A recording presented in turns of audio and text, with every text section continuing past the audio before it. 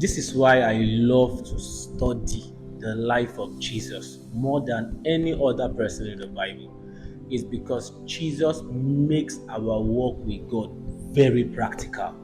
He doesn't introduce to us fantasies and unnecessary expectations. He makes it very practical to follow God. In the book of Matthew 26, from verse 36 downwards, the Bible says Jesus went into the garden of Gethsemane to pray.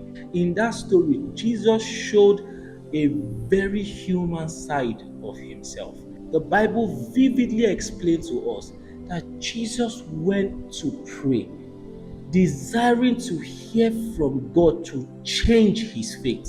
So he said, Lord, let this cup pass over me. He tarried, waited, and heard nothing. He went to his disciples, found them sleeping, woke them up, spoke to them, said, pray with me, came back, still desiring to hear something different from God that would change his fate, like the fate of Isaac was changed and he was replaced with a ram when Abraham was about to unalive him as a sacrifice. The Bible says he was heavy and filled with sorrow. That means Jesus was gripped with worries and anxiety, the same way you and I get overwhelmed when we face uncertain situations. He wanted to hear something different. He was worried on the inside. The burden of the world was on his shoulders. When Jesus went before God, see what he said. In verse 42 of Matthew 26, he said, Father, if you insist that this cup will not pass over me until I drink it,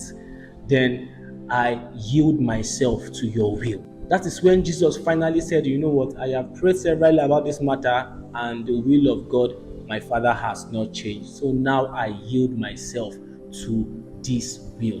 And the Bible says, afterwards, he was strengthened by an angel. That is when he now received the confidence and the strength to stand up and face what was ahead of him that he was supposed to do for humanity. This story should teach us that God is not obliged to answer all your prayers. It doesn't matter how you pray, fast, give, tithe, and all of that.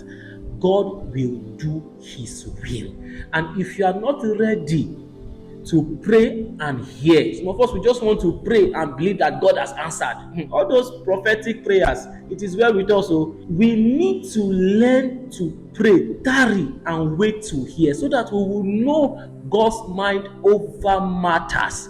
And if you do not train yourself to watch, pray, and hear, if you don't add that hearing part, you will stand up and think you are applying faith. Meanwhile, you are applying foolishness. I think maybe the extra clause you should be adding to your prayer is, Lord, strengthen me the way you strengthened Jesus while he was on earth, so that I will be able to face the situation that I'm in. Just in case you want me to drink this cup, as Jesus said.